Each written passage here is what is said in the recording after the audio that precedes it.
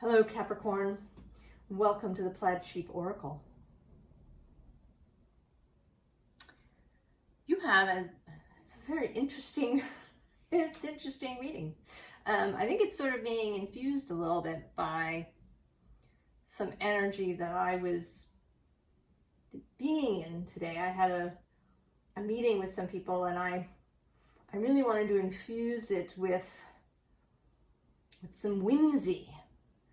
It had gotten just, sort of very serious and heavy. And I sort of see some of that here. So we start with this oracle here. And this is you. You've been trying to see ahead, perhaps. Either trying to see what's coming or wanting to figure out what to do next. What's the next step? And you've been doing all the things, but there is something behind you that you are not seeing. Now, don't get worried. This is only a representation. I mean, as soon as I saw them, like the keyword here is loneliness, but that's not what it's about. It's just that this is unseen. It's covered up. And it's, it's behind you, which, often for me, behind means unseen. It's kind of like the 12th house in the zodiac. If you think of the first house and you're kind of facing in that direction, the 12th house is behind you. If you're standing on your ascendant line and facing towards the first house, the 12th house is behind you. In the unconscious, in the unseen. I did, just for all of our peace of mind, ask for clarification. What I got was these two. So then something's coming, right? Something surprising. Something unexpected. Something, that you're not going to miss. It's going to be really, right? You're going to see it. It's going to be, I don't want to use the word shocking, but surprising. Like, oh my God. So this is part of it. So here you are in you're doing all the things, the searchings. This may entail also some daily things that you do. Rituals, perhaps, that you have, not even for the purpose of divination, but just, as part of your practice, things that you do. Maybe you've really been focusing on releasing things. She's pouring stuff here into the fire to burn, and that's a popular way of releasing something, is to burn it. So you're doing all the things, and then there's this unknown behind you. Now, part of what's coming, and I don't think that this is exactly the thing. I think it leads to the thing.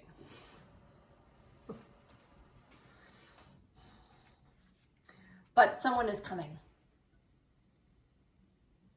It is a person. I suppose it could, I don't want to discount the idea that it's some spirit, some non-physical being that's coming. That is also possible. But I feel like with this horse, which is a very earthy animal, if you've ever actually been near a real horse, they're large, they're right, you really feel their animalness. And it may be with the High Priestess here underneath, it's possible that you have had some sort of inkling of this coming. Some sense of it. And maybe you don't know what it is, you just have this idea that something is coming.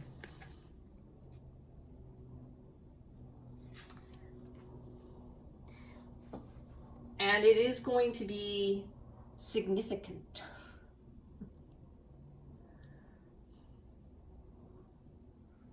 It's going to, whoever this person is, and I don't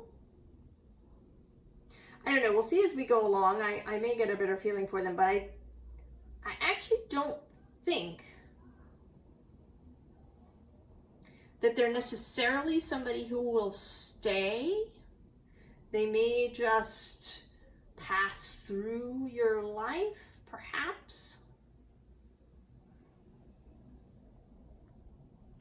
That they're going to show up for a bit, kind of change the direction of things and then leave. I don't know. We'll see as we go. So death, change. Stuff is going to change. And so here they are. Merlin, the magician. Whoever they are skilled, wise, magical for sure.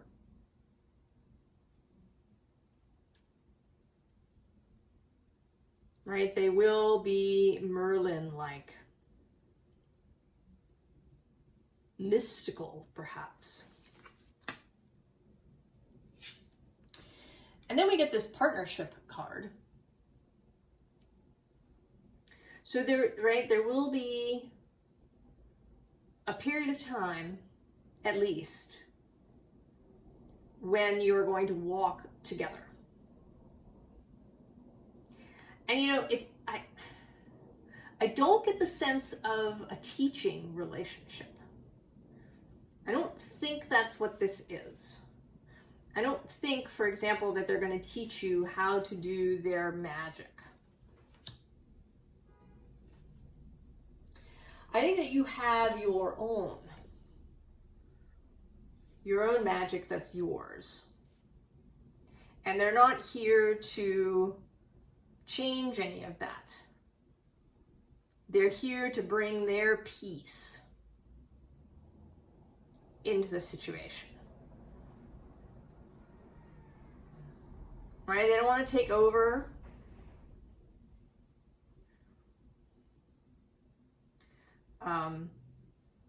I mean, Merlin certainly, right? Merlin didn't want to be King of Britain. He,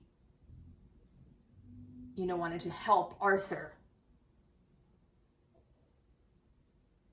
So it's not, it's not a teaching situation. It's a bringing those skills into this moment in time, into whatever you're doing.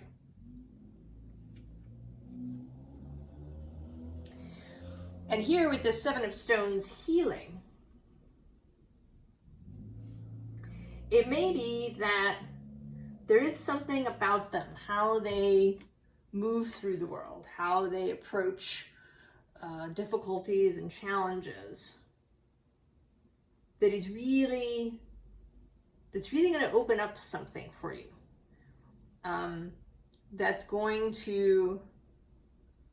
That may actually heal something. Most of our wounds, maybe even all of them, are created in relationship. And so we can do a lot of healing on our own, but then the kind of the final piece may need to be done in relationship. And so there's something here, especially with the 10 of Vessels, happiness, and then this Four of Stones, protection, and even this Eight of Arrows, struggle. That there will be something about this relationship with this person that will be healing, whether they stick around later or not.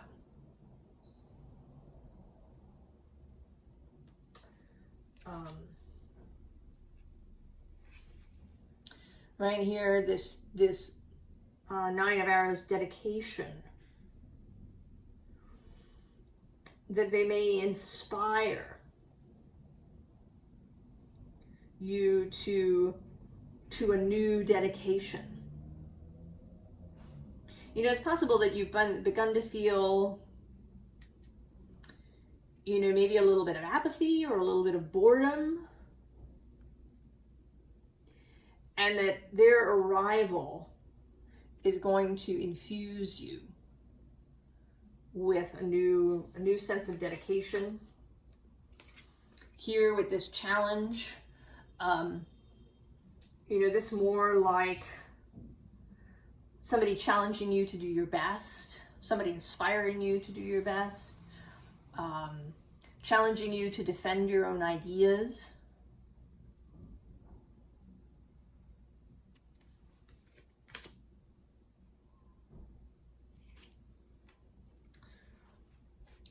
With this Nine of Stones tradition, you know, deciding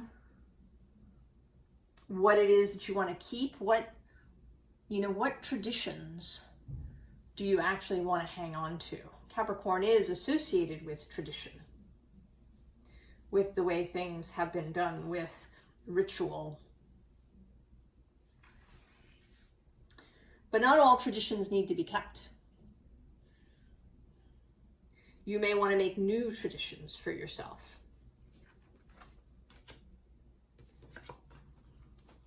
And here, right, inspired to fly. Here's your goat flying above all of these arrows. You know, this card says frustration. I think it's meant to be sort of from the perspective of the person trying to bring the goat down. But I always see this card from the perspective of the goat, which is not frustration, but victory and triumph and, you know, leaping over adversity and challenge and people who, you know, want to bring you down.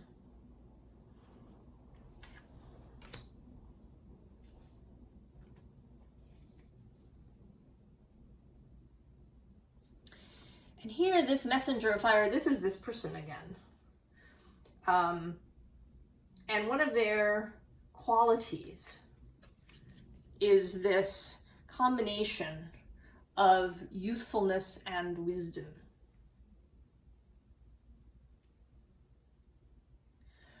So they have all these skills, they have all this wisdom, they have all this learning and experience. But they also have this childlike sense, a sense of humor, a sense of whimsy, a sense of fun. And then here, sort of you are underneath, again, inspired by this into a new creativity. And perhaps really inspired into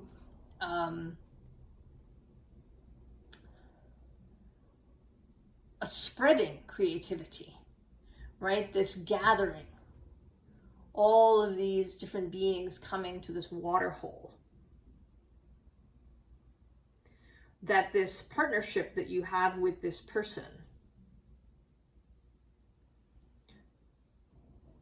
will inspire more than just you.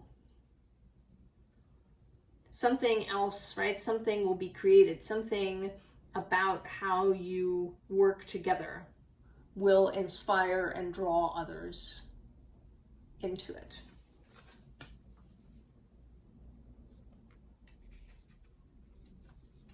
Right? This Three of Fire leading, right? Following the lights.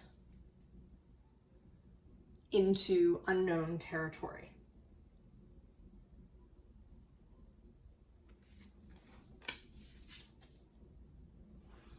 And then this Two of Fire, right? The two of you coming together.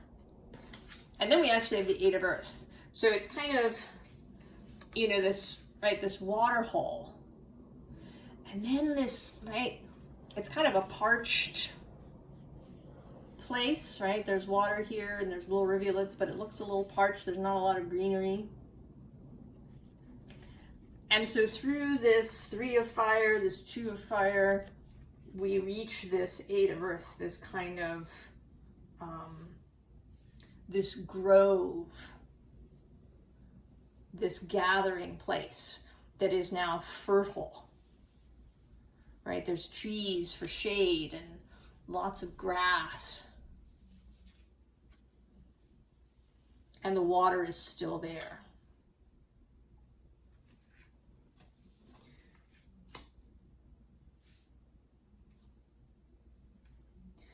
So this person shows up a third time here as the Magician. And then below that we have first the Seven of Wands, which is this kind of, right, it can be defensive. This guy here is looking really doubtful about the whole thing. Like maybe he'd want to cut and run. And underneath that is this Ten of Fire, this Phoenix rising. So this magician's work is to go from this defensive posture, this uncertainty, into the Phoenix, into rebirth, resurrection. Although resurrection is a little different than rebirth, but perhaps a resurrection of past dreams that you set aside.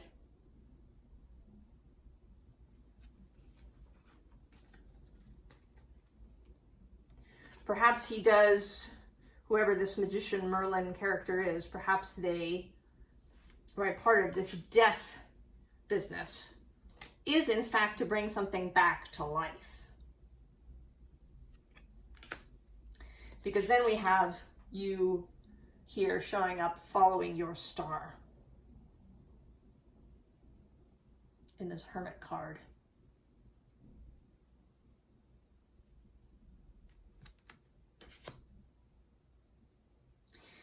And in not too long, astrologically, Venus,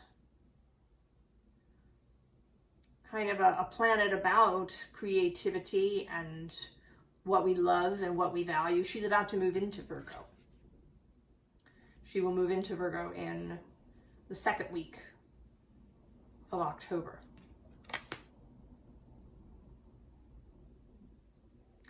And then we have this Eight of Wands,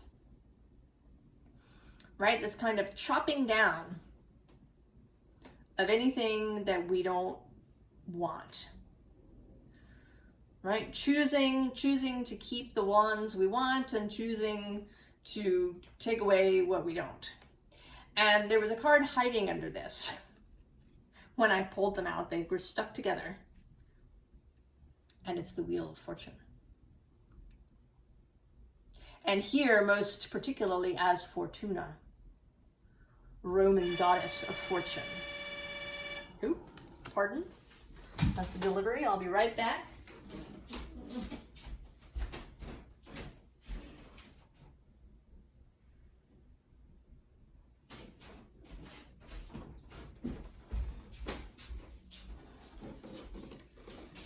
I wondered if they would show up before I was done. So, Fortuna, goddess of fortune.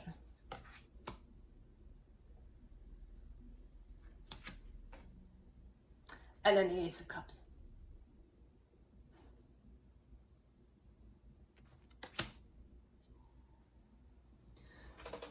So, you know, I feel like, I mean, I have advice here for you. well, maybe I will say that. The Hermit, you wanted the cats, right? This is another bit of whimsy and humor coming out. Here, the Hermit cat showing up as you.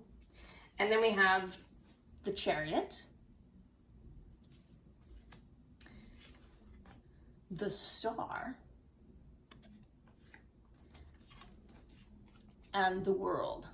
And the thing about these is all three of these kitties are kind of, they're looking right at you. Not all the cats in this deck do, in this kind of pointed way. And also, they're all coming out of something, right? This one's in the Chariot, this one's in the basket, this one's in this world, right? They're all exiting something. And then the other thing is that we have Lucky 7 and Lucky 21, and then the Lucky Star. So this Fortuna, that luck is here, that luck is with you, assuming you allow it, of course. That you don't, argue for your limitations. That you avoid the yeah buts that we all enjoy so much.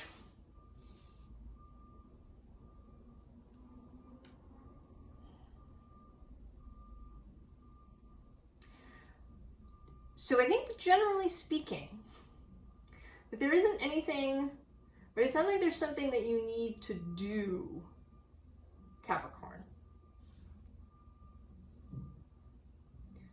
Go on doing, whatever it is that you're doing. Carry on.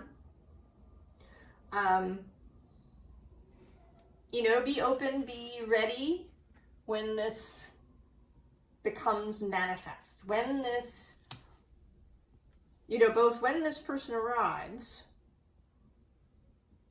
and I think that his arrival is not entirely this. I think that the arrival of the Magician precipitates this. So I had to stop there, go answer the door, not leave you hanging. Yes, so there's not anything that you necessarily need to do. Just keep your eyes open for this person's arrival. I think that I don't think that there'll be a question. I think that they'll be sort of obvious, right? I mean, you kind of know Merlin, right?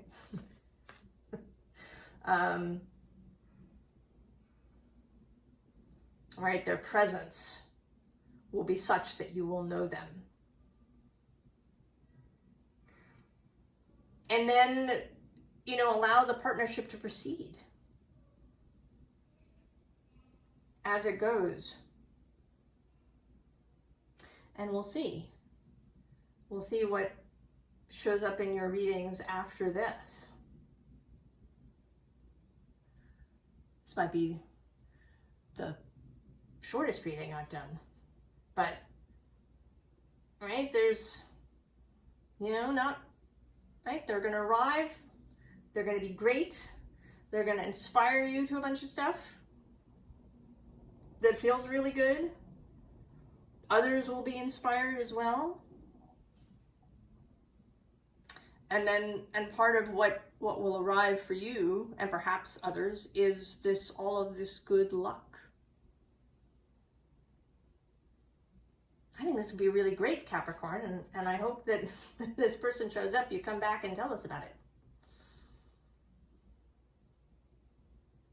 And I wish you all of the best and some good humor and whimsy and fun. I'll see you next time. So long, Capricorn.